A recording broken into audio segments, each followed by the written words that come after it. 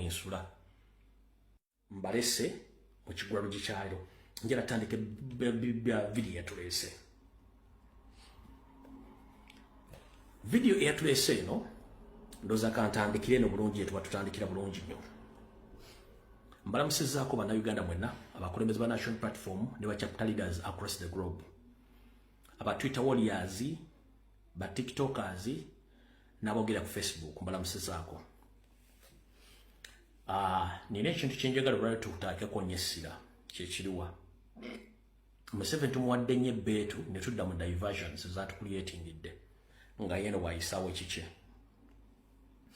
Museveni ebizibu bimuyitiridde wetwogerera ayagala kukusa musajja mukulu olala otunu amufuule oba amuteekeyo amuteeke mu nsimbi ogutokomokanga o amuteeke mu nsimbi ogutokomoka afuuke General Secretary wa UN kiki ekyagala omuteekesa mu nsimbi ogutokomoka amufuule General Secretary wa UN 1 akimanyi nti ensi zonna zimanyi nti yekkoni omutuufu akimanyi nti obutemu buno obadde mu Uganda ensi ekimanyi ng'abadde ayina ba lobbyist across the globe abadde bamukubira akadingidi okubutamugulako misango n'okukweka emisango gye bw'ati akimanyi nti UN ekola kyamaanyi nnyo mu kusalawo ku nsonga ezigenda mu maaso mu nsi yonna kati akimanyi emisango gitandise okuvaayo ba lobbyist babamuggyeko alina kusooka kufuna nga ali ku UN nga General Secretary nga muntu we yensonga lwaki ayagala teekayo olala otunu amupokera omusimbi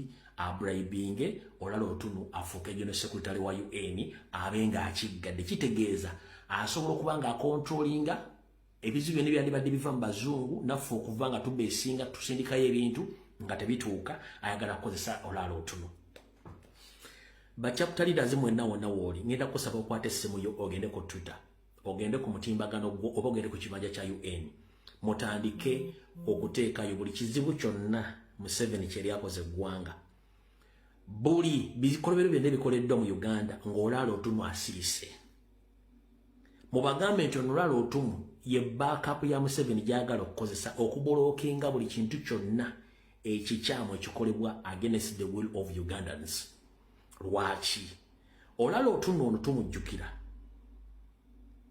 teyawukanako na musajja gwe bayita Nobert Mao bamanyi nti mu myaka gy'ekinaana nga giggwako Museveni yatondawo koni natta abasajja bomambuka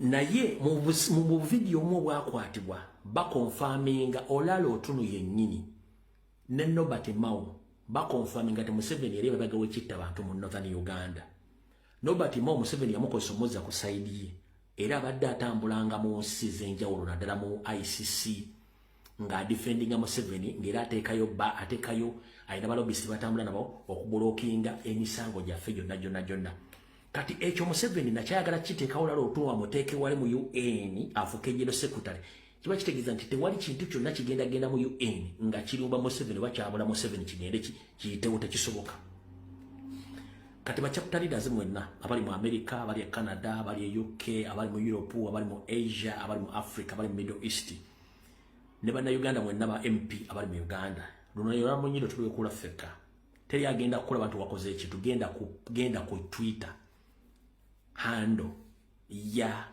UN General Assembly oteeke buli kimu kyosana okuteekayo abagenda mu comment section mugende ku website ya UN General Assembly muteeke buli kimu kisana okuteekayo olwaki olala otunu ye muntu omu ku bantu abalumiriza Museveni nti mutemu essaawa zino Museveni yajjewo laavu egamba lalo otunu nti amubakinga ogenda okufuuka General Secretary wa UN kandi kuvire ku ntunu omukulu olala otunu gwe mmanyi obulungi yakolako ko bitongole by'ensi yonna ne UN yagibeeramuko ng'agikolera era musajja muyivu bulungi nnyo eyali anti-government era yabeerako state witness mu documentary zakolebwa kukutugunya abantu mu Northern Uganda naawe obujjulizi era Museveni biseera byali tamwagala kati waliwo UN bwe yatuuka ekiseera ng'eyagala okulondako omuddugavu abeere General Secretary wa UN Museveni yagaana okusayiningira olala otunu okumubakinga okufuuka secretary general. So nga ate Olalo Otuno yalina credentials zonna. Already yali akola mu kitongole kyekimu. Musajja muyivu asobola okwogera nga buli kimu asobola okukikola ng'amanya ebizibu bya Uganda n'ebyensi yonna. Kogo omulundi Museveni yagaana okukola ki? Okunominating oba okubaakinga Olalo Otuno. N'agaana omubaakinga. Era nga abazungu bali baagala omuddugavu abeere nga afuuke secretary general. Museveni kye yakola bwe yagaana okubaakinga Olalo Otuno. Yakolagana aba South Africa wattu n'abaakinga omugenzi kati Kofi Annan. Era n'afuuka general secretary wa UN. So nga ate yalina kubaakinga ani Olalo Otuno. Kyokka nga Olalo Otuno akyali nnyo amaanyi ng'era wambavu nnyo kati kugina emyaka emekadde lwaki gwabaakinga. Kubanga Museveni talinayo muntu yenna asobola kuddamu kubaakinga bizibu bye ku international level. Olalo Otuno mimi gye gimala omugwako mu Bulaaya yakomawo Uganda nadda ku ground zero. Obwavu ne buluma Olalo Otuno n'atuuka okubanga ne waalya ne waasola buli kimu nga kifudde. Museveni n'amumma access ku buli kimu kyonna ekiyitibwa right n'akimumma olw'okuba nti yamukolako profile eno. Omanyize byange mbyogera nga nno obujjulizi, saagala kugamba kintu nga sirina bujulizi.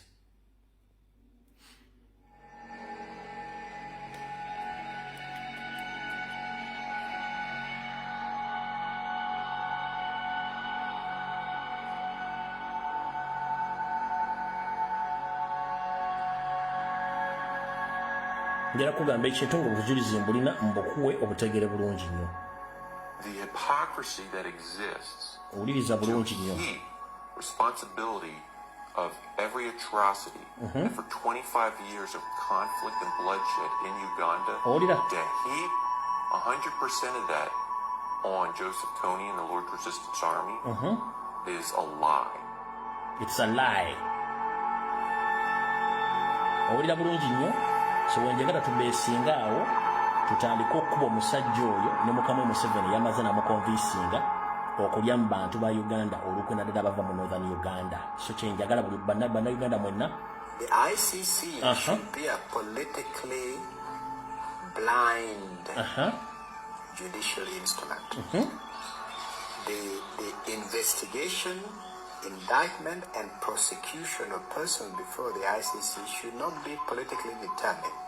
It shouldn't depend on your political colors and association, whose friends you have or don't have internationally. It shouldn't be only for the friendless and the isolated. It should be for all who have committed crimes. That was the purpose of the Rome Statute that gave rise to the ICC, and I was very deeply involved with that exercise. So I'm deeply disappointed to see that now the application of the Rome Statute, the selection of persons to be investigated and indicted, is being done in a politically influenced manner. And that is how come Museveni and his commanders to date have never been investigated.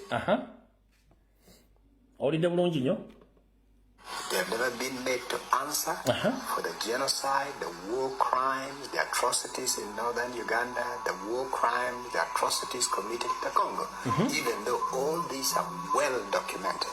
Mr. Ocampo, the chief prosecutor of the ICC, keeps giving one excuse after another, all of them completely unconvincing, and it's a matter of great disappointment.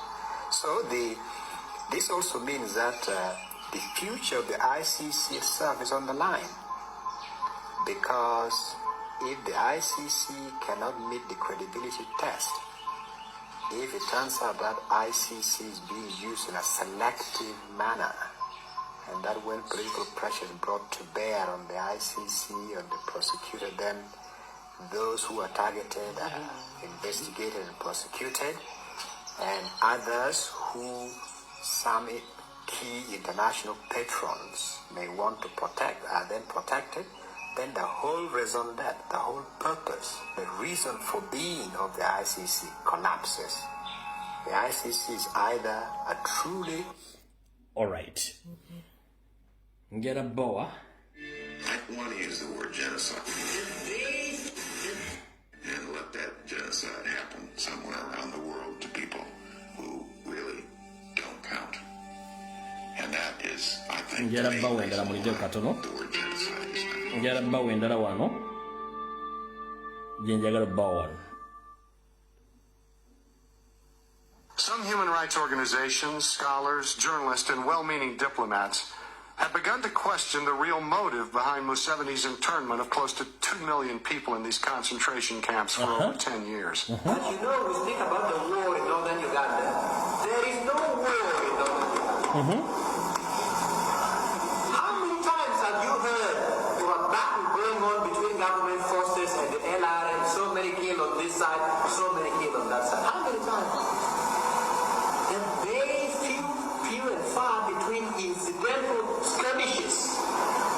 This conflict, so-called war, is marked by the fact that the government forces and the LRA never engage each other.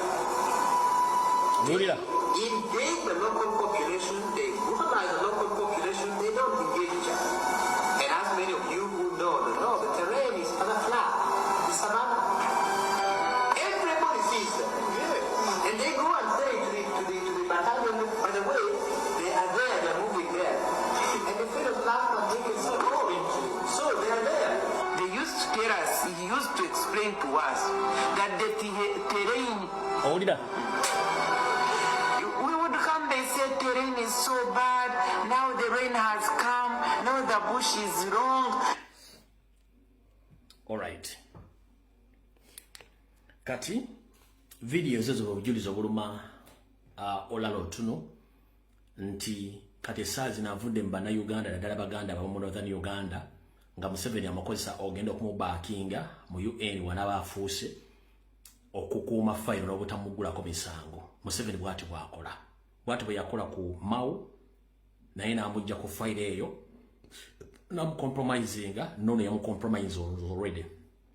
So ngenda kusaba Mr. President nkusaba oyiteko mu box bwa chapter leaders across the globe obategeeze bengejinge ne website ya UN General Assembly bengejinge ku Twitter bonna ba comrade mwenna ba Twitter warriors ngenda basa babambi mugende ku Twitter ya UN General Assembly mugitegeeze mu comment section mpakire information ndio musajja go bagala okuleeta Museveni gwa backinze yali enemy number 1 eri Museveni kubanga yamuwako obujjulizi ni Museveni yekoni yatta abantu mu Uganda. Kati chichirwa achata kati saa zino gwa backinga agende mbo atamufuule mbo kati ye UN General Secretary kubanga ayagala mu backinga bablockinge petition zonna ezigula ku Museveni emisango n'okubuza obujjulizi. So Mr. Olalotu, hope you'll get this video.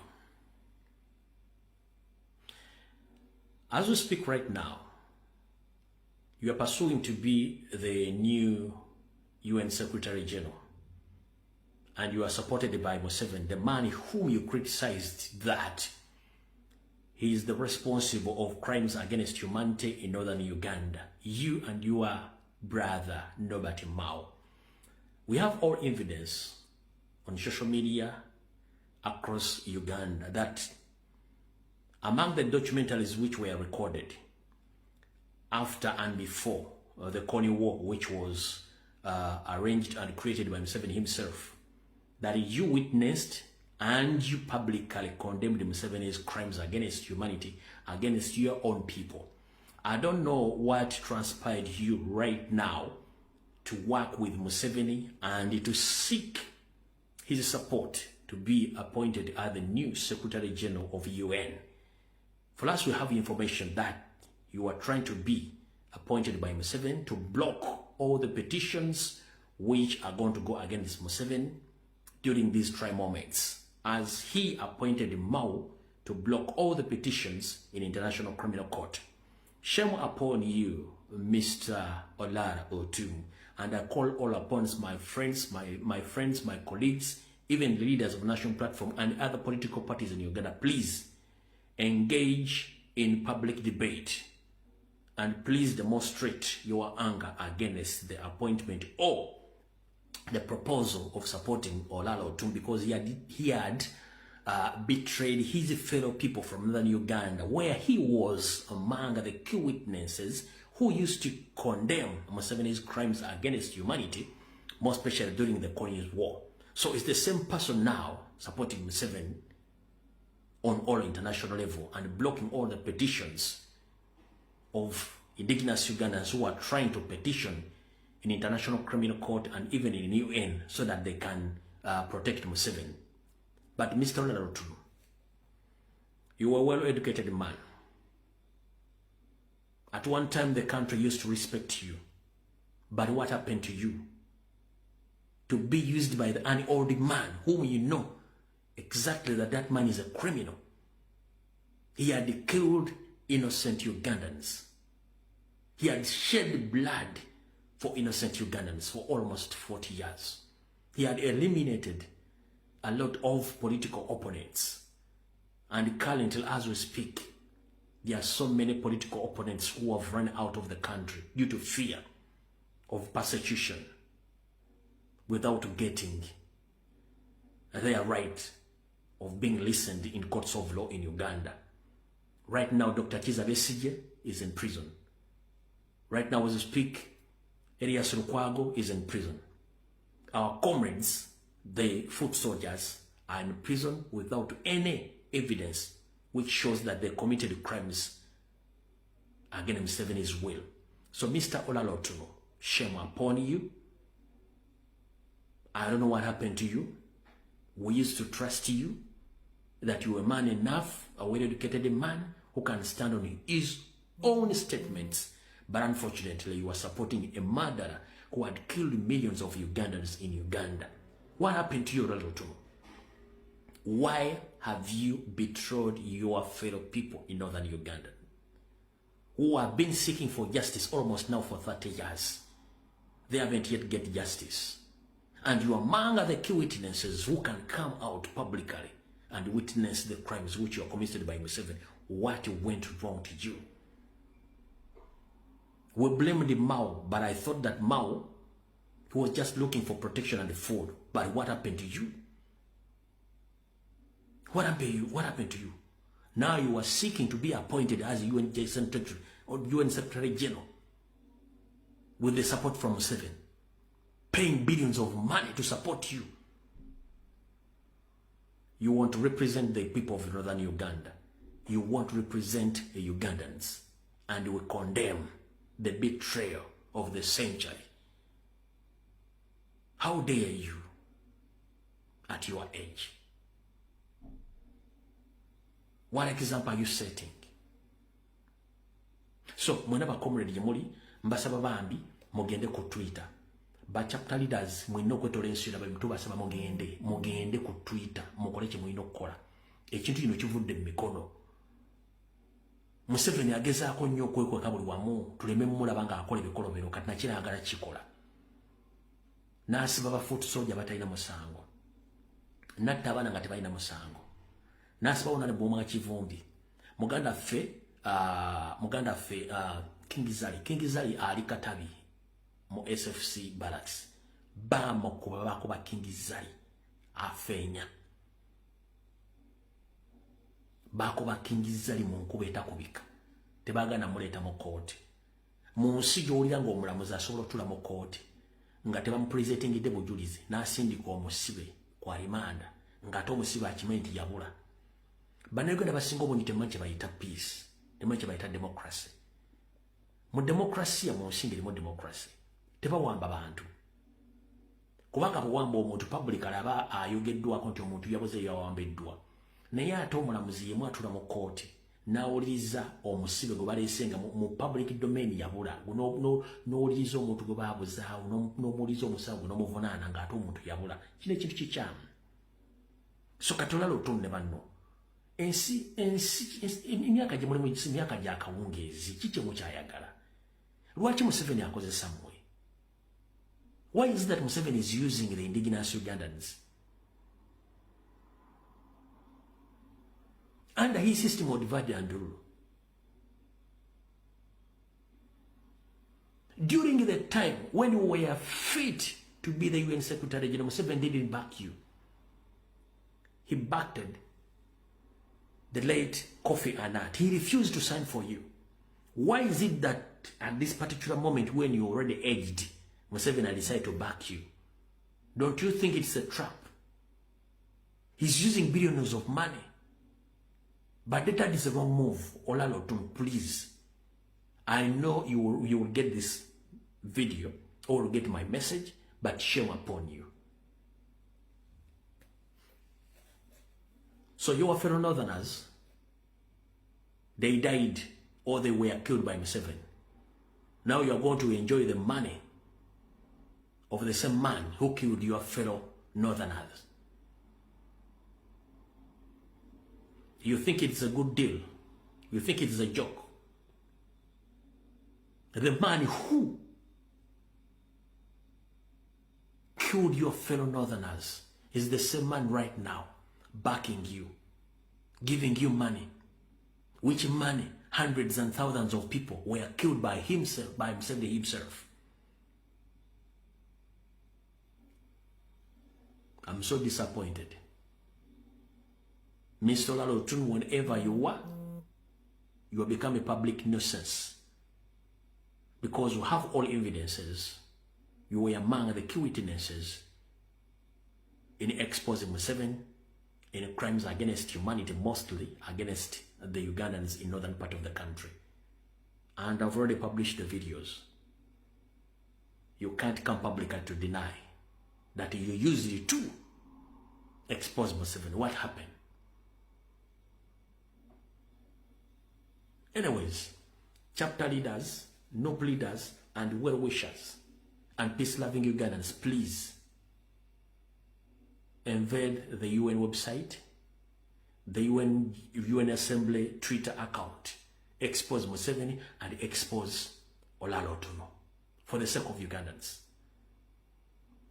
Because we've tried our level best to expose Museveni in each and every official office across the globe. But the gentleman decided to deploy his lobbies to block all our petitions.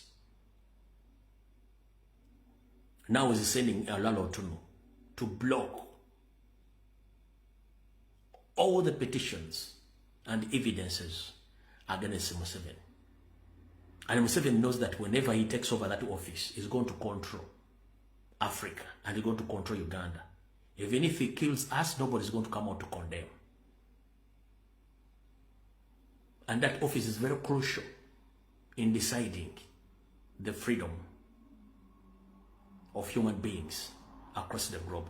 So, we baka bonjagando basa mwenda ba comrade abali ku Twitter, abali ku Facebook, abali ku TikTok, mulumbe Twitter account ya UN General Assembly website yawe, musindike message, musindike buli kimu obujjulizi kwa buli bulago musajja oyo nti mukyamwe sawa zino tali presenting abana Uganda wabula azze ku representing abikolobero ya Museveni na kubulokinga kubanga mu myaka girimu yalina okufuuka naye Museveni agano musayini acha backing up. Kale Mr. President Woli, abakulembeze ba national platform, ba chapter leaders, please mbasa mugende ku Twitter mukole kye mulina okukola obudde bukyali. Omulimu gubasebe service balagira kubanga kikatako. Namwe bakomedi mwana bali ku social media, Museveni bine bivulu byateeka ku machano lw'eggulu byonna byakubabuza n'entale ziri ku social media. Zona abuzabuza kubajja ku bintu biro yenga akola ekintu kino mu bubbanga mwe temumanyi. Kandi mbasabye mugende ku page ezo mukole kye mulina okukola. Awo tuvuddewo.